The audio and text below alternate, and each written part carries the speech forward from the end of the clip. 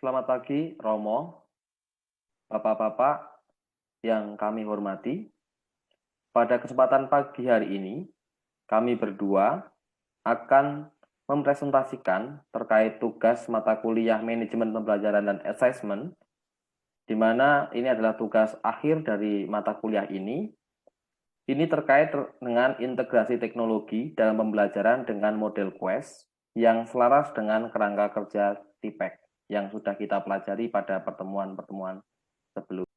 Di sini yang akan kami gunakan adalah terkait dengan model kelas Nina yang digunakan di Sydney, Australia.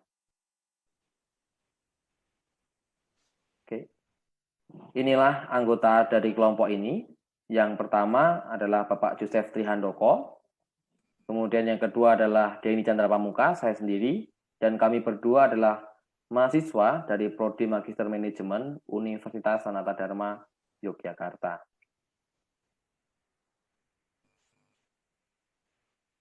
Oke, yang pertama tentang konteks. Di sini saya ingin menceritakan siapa itu Nina. Nina adalah seorang guru di sekolah Starton yang didirikan tahun 1961 dan terletak di sebelah barat laut Sydney, Australia. Sekolah ini memiliki ruang kelas yang terhubung dengan video conference dan internet, dengan sumber daya dan situs yang tersedia untuk siswa dari komputer, berjaringan, dan di perpustakaan dan di ruang kelas. Yang ketiga, setiap hari Nina menggunakan layar proyektor pull-down yang besar sebagai alat pedagogis untuk menampilkan layar laptop setiap siswa dengan menggunakan fitur berbagi desktop jarak jauh di laptopnya. Kemudian yang keempat, Nina jarang duduk. Ia selalu berkeliling kelas, kemudian berdiskusi dengan siswa. Jadi di sini siswa diajak diskusi tentang apa yang sudah diberikan, materi yang diberikan, kemudian ayo diskusi. Di situ Nina tidak hanya diam, duduk aja di meja, tetapi mendampingi siswa dengan baik. Nah, ini adalah model yang digunakan Nina dalam pembelajaran, yaitu pembelajaran dengan model Quest. Question, Uncover, Explain, and Share Together. Yang pertama, Quest itu adalah sebuah urutan pedagogis terbuka yang selaras dengan kerangka kerja TIPEC. Jadi ini tidak menyimpang dari pembelajaran TIPEC. Yang kedua, Quest ini menuntut para siswa melakukan eksplorasi berdasarkan pertanyaan-pertanyaan terbimbing dan diteruskan dengan pertanyaan lanjutan. Kalau di TIPEC itu berarti ini masuk dalam bagian PCK dan CK. Kemudian yang ketiga, materi pelajaran diteliti secara efisien menggunakan teknologi. Dalam hal ini dipandu oleh TCK Nina, kemampuan Nina. Dan kemudian dipresentasikan dalam komponen share together oleh siswa menggunakan laptop masing-masing. Kemudian yang selanjutnya adalah keterampilan teknologi siswa ditingkatkan oleh pengetahuan teknologi Nina. Jadi di sini siswa sudah memiliki keterampilan menggunakan teknologi, tetapi dengan kemampuan Nina dalam membawakan materinya, itu akhirnya siswa semakin bisa atau semakin mumpuni dalam menggunakan teknologi. Kemudian yang selanjutnya adalah kerangka kerja Quest mencapai puncaknya dan mewujudkan TIPEC sebagai pendekatan yang efektif untuk pembelajaran teknologi berdasarkan desain yang dibuat.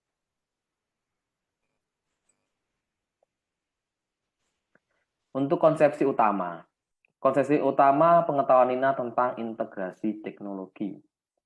Di tingkat SMP, konsepsi integrasi teknologi digolongkan dalam 5 area yang berbeda. Setiap konsepsi terdiri dari strategi pengajaran yang beragam dan proses belajar siswa. 5 konsepsi tersebut yang pertama adalah tentang praksis. Ini adalah Quest. Ini berbasis teori dan berfokus pada konstruksi aktif, menyelidiki, dan mempertanyakan tanpa henti. Jadi di sini diberikan pertanyaan, ada udah dijawab, kemudian diberikan pertanyaan lanjutan, terus seperti itu. Kemudian yang kedua adalah pembelajaran metakognitif melalui teknologi. Ini terkait dengan filosofi teknologi, tentang kecepatan belajar, dan materi pelajaran yang diajarkan. Kemudian yang ketiga adalah kreativitas.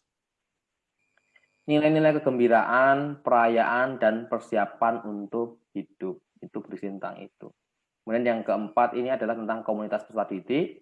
Jadi di sini adalah siswa dituntut untuk memiliki rasa memiliki di situ. Jadi dalam komunitas itu siswa dituntut untuk bisa saling memiliki. Oh, saya memiliki komunitas ini, jadi saya harus menjaganya. Dan maka dilanjutkan dengan bisa mengatur diri dalam pembelajaran. Jadi tidak terlalu vokal. Jadi bisa mengontrol kapan ngomong, kapan mendengarkan. Seperti itu. Kemudian yang kelima adalah mendefinisikan ulang permainan. Di sini konteksnya pribadi. Nah, kemudian ini dan dituntutan yang bertentangan dengan sistem sekarang. Jadi bisa jadi apa yang akan kita lakukan itu, apa yang kita refleksikan itu ternyata bisa jadi berbeda dengan sistem. Seperti itu, tapi nggak ada masalah. Kita coba seperti itu. Oke, ini penjelasan lebih lanjut. Yang pertama tentang praksis. Di sini, dalam praksis ini, laptop itu adalah alat yang paling penting, yang ampuh untuk menunjang quest, dan memberikan kesempatan siswa mengambil resiko yang diperlukan dalam belajar. Di sini pendekatan quest menempatkan siswa dalam situasi belajar yang genting. Mereka harus menemukan solusi dan memecahkan masalah dengan waktu yang ada. Nah, di sini ada quest. Quest itu apa sih? Nah, yang pertama, quest itu question, Q-nya adalah question. Apa yang ingin Anda ketahui? Apa yang menarik minat Anda? Apa yang ingin Anda pahami? Dan apa yang ingin Anda ketahui lebih banyak lagi? Kemudian yang kedua, uncover. Uncover adalah berisi tentang komunitas, memiliki wawasan tentang subjek belajar. Hal-hal yang sudah diketahui siswa lain dan dibutuhkan siswa untuk mengungkapkan apa yang sudah diketahui. Siapa yang telah terlibat dan kemudian mengungkapkan apa yang bisa mereka lihat. Kemudian E itu adalah explain. Ini menuntut siswa untuk berpikir tentang konten secara cerdas dengan cara yang berwawasan untuk menjelaskan dan mendemonstrasikan apa yang mereka ketahui dan mengerti. Kemudian ST, share together. Ini tentang menyampaikan ide saat duduk bersama. Jadi tidak hanya diam ketika duduk di kelompok, tetapi silakan menyampaikan ide. Kemudian menjelaskan apa yang diketahui, kemudian dibagikan kepada orang lain. Karena siapa tahu apa yang ide yang kita punya itu bermanfaat, dan itu inti dari pembelajaran. Jadi kan ya harus berani menyampaikan ide. Nah, di sini dalam praksis ini berbasis teori dengan fokus pada konstruksi aktif. Jadi di sini pandangan Nina tentang teori belajar ini mendorong desain konteks pendidikan dan pedagogi untuk mengakomodasi cara yang dia yakini agar anak-anak belajar dengan baik. Praktiknya adalah menyelidiki dan mempertanyakan terus-menerus. Jadi di sini kan yang dia yakini, maka bisa jadi bertentangan. Maka di awal itu bisa jadi bertentangan. Nah, di sini apa yang dia yakini baik untuk anak. Seperti itu. Kemudian yang kedua, pembelajaran metakognitif melalui teknologi. Orang yang buta huruf di abad ke-21 bukanlah orang yang tidak bisa membaca dan menulis, tetapi mereka yang tidak bisa belajar, melupakan, dan belajar kembali. Di kelas Nina, ide ini dikembangkan lebih jauh. Pengetahuan tentang integrasi teknologi dan konteks ini didukung oleh tema pedagogi, filsafat teknologi, kecepatan belajar, dan materi pembelajaran yang kuat. Nah, di sini ada pedagogi yang pertama adalah filsafat teknologi. Yang pertama, filsafat teknologi. Ini berisi tentang adaptasi dan potensi teknologi untuk memediasi pembelajaran yang tercermin dalam pergeseran dan perubahan dalam gaya pedagogis Nina. Nina menjadi role model bagi siswa-siswanya terkait penggunaan teknologi. Kemudian yang kedua adalah tentang kecepatan belajar. Konten tercakup secara lebih efisien ketika teknologi terintegrasi. Ini menjelaskan kecepatan belajar harus dipantau dan jangan pernah diremehkan. Menjaga kecepatan adalah prioritas saat mendiskusikan kualitas pemimpin yang baik dalam tutor terbaik sebaya. Yang ketiga, materi pelajaran yang kuat. Teknologi memungkinkan akses yang fleksibel di konten, dan guru dapat mengambil banyak hal informasi yang mereka butuhkan. Kemudian yang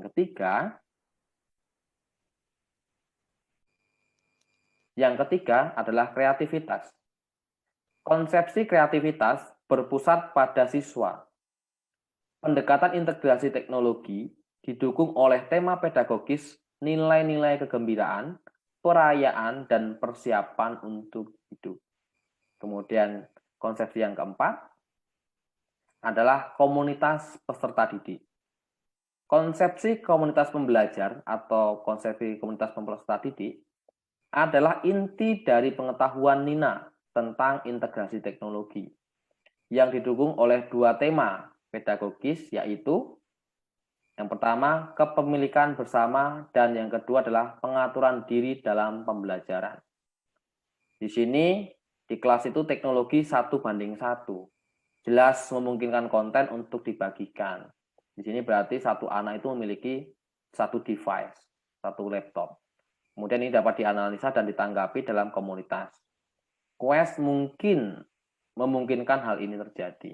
Jadi model Quest ini memungkinkan hal ini terjadi. Jadi ada interaksi, tidak hanya diam saja. Jadi di sini tadi sudah disampaikan bisa saling memberikan input, bisa saling memberikan komentar. Jadi di sini ada satu anak memegang satu laptop dan itu nanti bisa di-share-kan. Apa yang dia kerjakan bisa di-share-kan sehingga teman yang lain bisa memberikan masukan. Kemudian konsepsi yang kelima itu mendefinisikan ulang. Konsepsi pengetahuan Nina tentang integrasi teknologi adalah tentang mendefinisikan kembali pendidikan dan tema pedagogis yang dikompromikan dari konteks pribadi dan konflik tuntutan sistem. Nah, di sini Nina ini memiliki kesepakatan dengan kepala sekolah, yaitu untuk mengajar literasi dan berhitung di pagi hari. Kemudian di siang harinya, setelah istirahat itu mengajar dengan model Quest. Kemudian di sore harinya itu ada kegiatan olahraga dan refreshing atau hiburan seperti itu. Nah, di sini Nina memiliki keinginan bahwa guru itu harus menggunakan teknologi yang sesuai dengan keilmuannya sebagai guru. Jadi di sini Nina itu mengandaikan profesi dokter. Dan di profesi dokter itu menggunakan rekaman digital atau teknologi yang canggih untuk mendukung pekerjaannya. Nah, di sini Nina bertanya, lah kenapa kita tidak? Kenapa kita hanya menggunakan kapur saja? Mengapa kita hanya menggunakan papan tulis saja? Kita harus bisa menggunakan teknologi yang benar-benar bisa menunjang pekerjaan kita. Oke, begitu untuk bagian saya. Untuk selanjutnya tentang model pembelajarannya ini akan disampaikan Pak Joseph Trihandoko. Monggo Pak Joseph untuk diteruskan. Oke, terima kasih Pak Denny yang sudah menjelaskan apa itu Quest dan juga 5 tahap tadi yang digunakan oleh Nina Classroom. Saya akan menjelaskan desain prototipe modul implementasi menurut Nina. Jadi, kita mulai dari bawah. Nina itu menggunakan Quest, dalam ini adalah question, uncover, explain, dan share together, yaitu sebuah urutan pedagogis terbuka yang selaras dengan kerangka kerja TIPEK. Tadi Pak Denny sudah menerangkan bagaimana unsur-unsur TIPEK itu digunakan dalam Quest ini. Berikutnya, Quest adalah pendekatan instruksional di mana siswa menyampaikan proyek mereka yang koheren, yang sudah lengkap, ke seluruh kelas, baik sebagai studi mandiri ataupun kelompok, mengikuti 5 langkah yang sudah diuraikan di atas. Bisa dikatakan, Quest ini adalah pembelajaran yang berbasis proyek, yang dibangun di sekitar pertanyaan inti, pertanyaan sentral. Nah, konten sendiri itu dieksplorasi sepenuhnya dengan Quest ini. Karena dalam quest, para siswa akan bereksplorasi. Berdasarkan apa? Berdasarkan pertanyaan-pertanyaan diberikan oleh guru. Pertanyaan-pertanyaan guru yang terbimbing.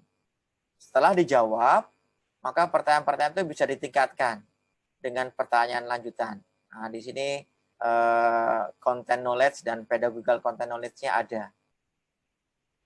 Selanjutnya, materi pelajaran yang tadi sudah dieksplorasi dengan jawaban atas pertanyaan-pertanyaan guru, itu akan diteliti secara efisien menggunakan teknologi. Dalam hal ini, dipandu oleh teknologi content knowledge yang dimiliki oleh guru. Dalam hal ini adalah Nina. Kemudian, para siswa akan mempresentasikan dalam komponen share together menggunakan laptop. Jadi teknologi di sini dipakai untuk mempresentasikan jawaban atas pertanyaan-pertanyaan yang diberikan oleh guru. Di samping itu, keterampilan teknologi siswa pun diperkaya oleh pengetahuan dari teknologi yang dimiliki oleh gurunya. Jadi, guru ini berlaku sebagai model, sebagai role model para siswa yang sedang belajar dan menggunakan teknologi. Maka kemampuan teknologi knowledge dan juga teknologi pedagogical knowledge juga ada di sini. Dari uraian itu kita tahu bahwa unsur-unsur yang ada dalam TIPEK dipenuhi dalam model quest ini. Maka kerangka kerja quest itu mencapai puncaknya atau terpenuhi sehingga TIPEK bisa dikatakan pendekatan efektif untuk pembelajaran teknologi berdasarkan desain. Jadi kita bisa menggunakan quest untuk mewujudkan TIPEK sebagai pendekatan efektif untuk pembelajaran teknologi berdasarkan desain. Nah, kami mencoba membuat desain prototipe modul implementasi integrasi teknologi ini, dalam hal ini adalah model quest ini ke dalam kelas. Nah, kita mengambil konteks bulan-bulan ini di mana pelajaran sudah berakhir dan biasanya unit itu akan melakukan persiapan untuk pembelajaran di semester yang berikut. Nah, misalkan ini dilakukan setelah rapotan atau menjelang pembelajaran semester genap tahun ajaran yang akan datang. Tahun ajaran ini, semester genap. Maka kalau kita lihat tujuannya, ada dua tujuan di sini. Yang pertama adalah mengevaluasi dan juga melakukan refleksi atas pembelajaran jarak jauh yang sudah dilakukan selama semester 1 dari bulan Juli sampai dengan bulan November ini. Kemudian tujuan yang kedua adalah dapat mendesain RPP yang memasukkan kerangka quest yang sudah kita bahas di buka tadi. Maka materi pokok yang dibutuhkan kami ada 4 yang kami pikirkan. Yang pertama tentu brainstorming itu sendiri, bagaimana para guru itu mengevaluasi dan merefleksikan PJJ yang sudah mereka selama ini. Kemudian juga teman-teman guru kemudian diberi kerangka TIPEK itu sendiri. Kemudian mereka juga diberi konsep integrasi teknologi menggunakan quest atau model quest-nya ini seperti apa yang sudah dikenalkan oleh Nina dalam kelasnya. Dan materi terakhir adalah kolaborasi dalam rumpun, di mana nanti rumpun akan mendesain RPP 1 semester genap dengan kerangka quest. Nah, metodenya ada 2, metode diskusi dan sharing perumpun bidang studi, dan yang kedua adalah metode kolaborasi dalam mendesain RPP. Nah, ada 5 tahapan program yang direncanakan. Yang pertama adalah tahapan persiapan, kemudian tahapan pelaksanaan hari pertama, hari kedua, hari ketiga, dan tindak lanjut. Kita lihat tahapan persiapan. Dalam persiapan ini, supaya waktunya efektif, maka akan diadakan briefing guru, kemudian juga pemberitahuan tentang pelatihan yang akan kita adakan, pemberian link materi-materi yang bersangkutan tadi tentang quest dan juga tentang TIPEK, kemudian juga persiapan-persiapan draft-draft yang dibutuhkan nanti dalam pengumpulan RPP atau hasil kerja masing-masing guru dalam bidang studi. Hari pertama kita memberikan materi, jadi brainstorming tentang evaluasi dan refleksi semester ganjil. Kemudian juga kita berikan pengenalan TIPEK. Hari kedua kita masuk ke konsep integrasi, materinya adalah konsep integrasi teknologi menggunakan Quest. Kemudian juga dikenalkan template RPP yang sudah menggunakan kerangka atau model Quest. Materi hari ketiga adalah kolaborasi dalam rumpun. Nah, jadi tidak ada materi yang baru yang diungkapkan, hanya mengolaborasi desain RPP satu semester dengan kerangka Quest ini. Dan setiap kali kegiatan, maka di akhir pelatihan akan ada evaluasi dan refleksi. Kemudian juga tagihannya adalah file RPP dengan kerangka Quest selama satu semester. Itu 5 tahapan program bagaimana implementasi menggunakan Quest ini dilakukan. Nah, bagaimana rancangan alur pelatihannya? Nah, kami mengambil alur atau desain dari PPI begitu ya. Jadi ada konteks, ada pengalaman, ada refleksi, aksi, evaluasi, kembali lagi konteks, dan seterusnya.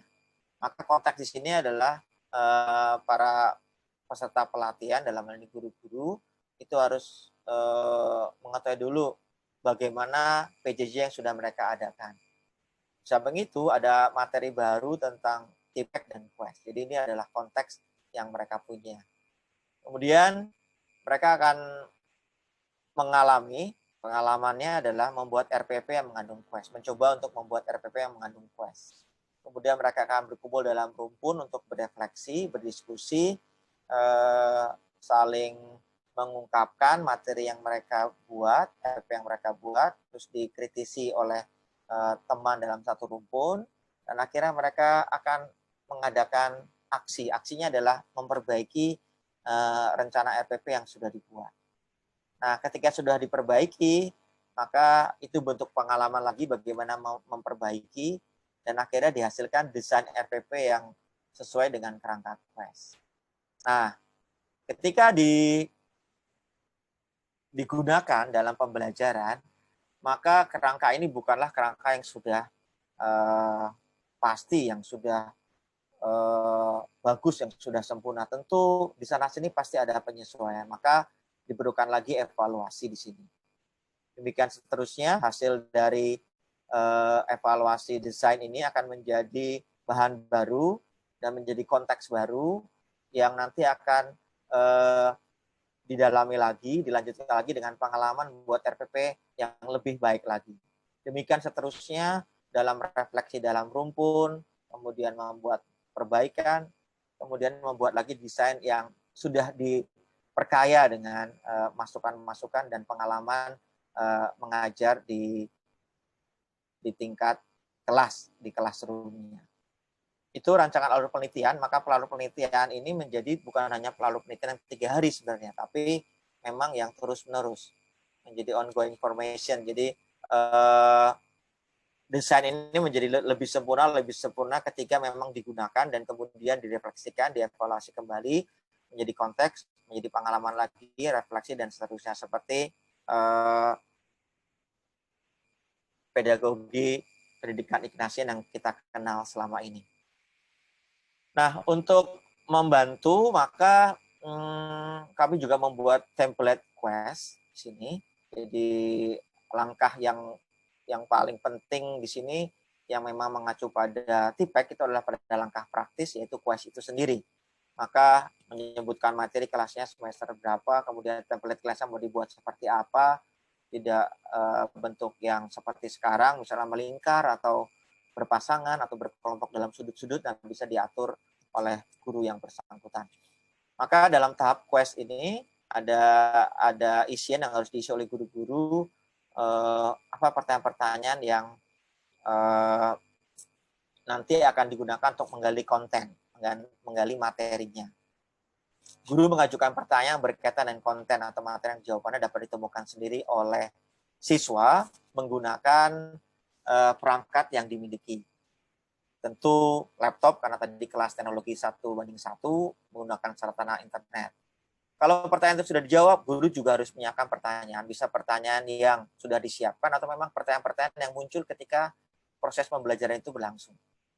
Langkah berikutnya adalah guru juga harus memastikan uncover di sini. Jadi uncover ini sebenarnya tidak bisa kita rencanakan, tapi uncover atau temuan-temuan siswa ini bisa dituliskan di sini. Jadi ini mungkin juga kosong atau guru bisa memperkirakan temuan-temuan apa yang bisa ditemukan oleh guru. Jadi siswa baik sendiri berpasangan, berdua-dua atau berkelompok berusaha menemukan jawaban atas pertanyaan-pertanyaan di bagian question tadi dan juga pertanyaan-pertanyaan lanjutannya. Di bagian explain, nanti siswa itu akan menjelaskan, mungkin juga mendemonstrasikan kalau itu berupa suatu aktivitas gitu ya. Mungkin juga berupa video, rekaman video atau rekaman gambar atau juga podcast menggunakan aplikasi-aplikasi teknologi yang ada. Nah, di sini penjelasannya tidak hanya menjelaskan menggunakan bantuan laptop saja dengan PowerPoint, tapi juga penjelasan yang lain menggunakan film, membuat film, tadi yang mereka membuat roleplay dan seterusnya. Nah, kemudian yang terakhir adalah share together. Nah, bagaimana caranya membuat supaya hasil jawaban atau temuan dari para siswa itu menjadi milik bersama. Tadi inti dari pembelajaran ini adalah mereka adalah komunitas. Jadi hasil penemuan siswa ini dijelaskan ke seluruh anggota kelompok. Nah, memang dalam sepanjang pembelajaran anak lain bisa melihat jawaban dari temannya, tapi semata-mata tidak mencari jawaban yang temannya buat, tapi mereka berusaha untuk menemukan jawaban mereka sendiri sehingga nanti ketika mereka berdiskusi semakin diperkaya. Itu template yang sederhana yang bisa dilakukan oleh guru untuk merencanakan pembelajaran di kelas. Sama seperti catatan Nina tadi, di mana dia tidak memberlakukan quest ini di seluruh pelajaran dari pagi sampai siang, tidak. Tadi Nina mengatakan di setelah istirahat pertama begitu, maka mungkin juga bisa dicari kita terus tidak latah menggunakan ini di semua pelajaran semua jam begitu. Mungkin ada jam-jam tertentu atau materi-materi tertentu yang bisa digunakan dengan quest ini. Itu presentasi dari kami dengan fokus quest. Semoga Romo dan teman-teman bisa mencoba menggunakan juga di institusi masing-masing. Akhir kata, saya ucapkan terima kasih atas perhatiannya dan mohon maaf bila saya dan Pak Dini ada kesalahan dalam pengucapan dan juga pemaparan. Terima kasih dan selamat siang, tetap semangat, tetap sehat. Oke, terima kasih semuanya. Sampai jumpa di video selanjutnya. Terima kasih.